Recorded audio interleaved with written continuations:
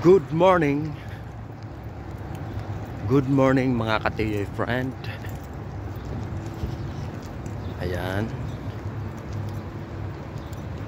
Kumusta po kayong lahat mga kaibigan?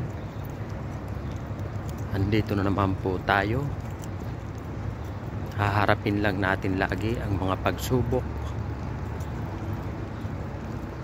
Pagsubok na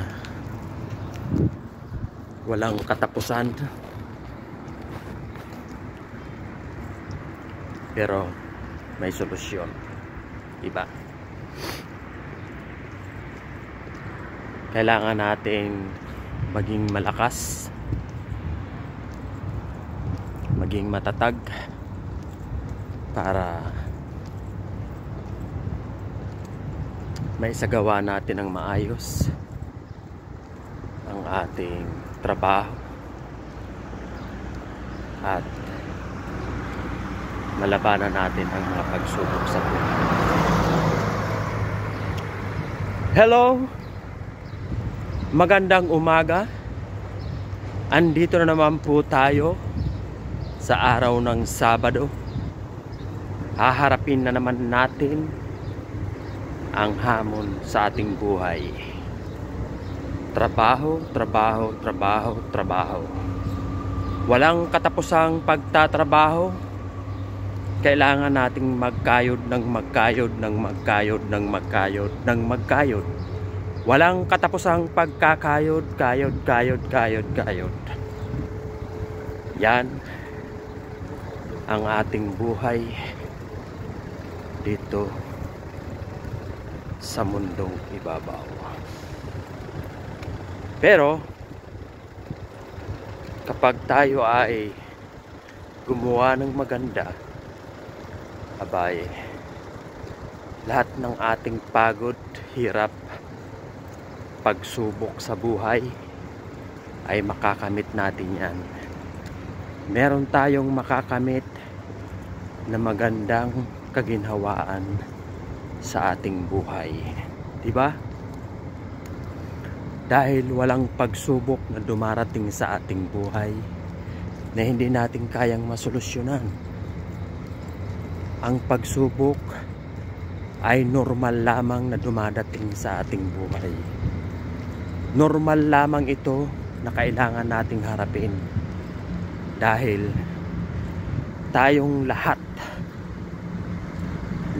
na tao ay kailangang humarap sa mga pagsubok sa buhay. Kailangan natin gumawa na maayos. Kailangan nating gawin ang lahat ng mga pagsubok para sa ating sarili. Ano bang mga hamon na dumating sa atin sa araw-araw, sa oras-oras, anumang mga pagsubok na ating natatanggap sa buhay, kaya natin yan. Kaya natin yan malampasan. Huwag ka lang mawawalan ng pag-asa basta't ikaw ay maging matatag. Matatag. Kayang-kaya mong gawin ang lahat ng mga bagay para sa iyo basta't nasa maayos at magandang paraan. Di ba? Huwag tayong maging seryoso mga ka-TJ friend. Anumang bagay na dumating sa iyong buhay na pagsubok, huwag mong iisipin na hindi mo yan kaya. Dahil mabubuang ka lang. Mabubuang ka lang. Diba? Abay, pasayahin mo ang iyong sarili. Ikalma mo lang ang iyong sarili. Ikalma mo lang ang iyong isipan para relax. Relax na relax lang ang iyong isipan para maisagawa mong maayos ang solusyon sa problema mo. Diba? Araw-araw lagi tayong nagtatrabaho. Walang pahingang trabaho. Dahil yan talaga ang ating buhay. Mahirap. Kung sa mahirap talagang mahirap. Dahil kung iisipin talaga natin, ano ba talaga ang kahalagahan natin sa buhay natin? Ano ba talaga ang kahalagahan natin dito sa ating kinalalagyan?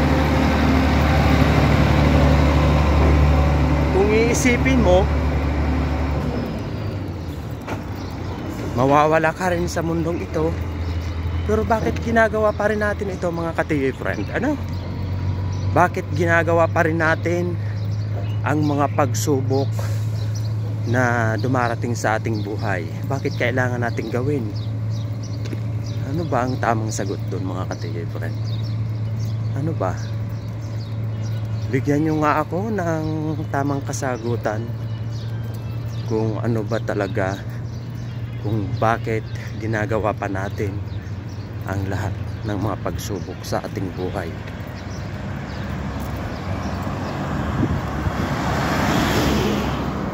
Para sa akin, siguro ang masasabi ko lang, ginagawa lang natin ang lahat ng magpagsubok sa ating buhay para maging matatag tayo, maging malakas tayo, at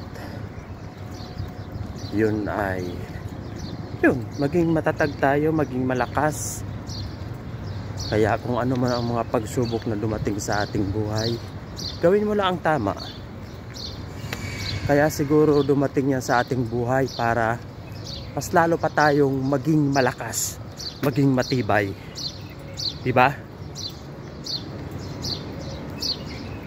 Pero ang akin lang masasabi, may tiwala ka lang sa sarili mo.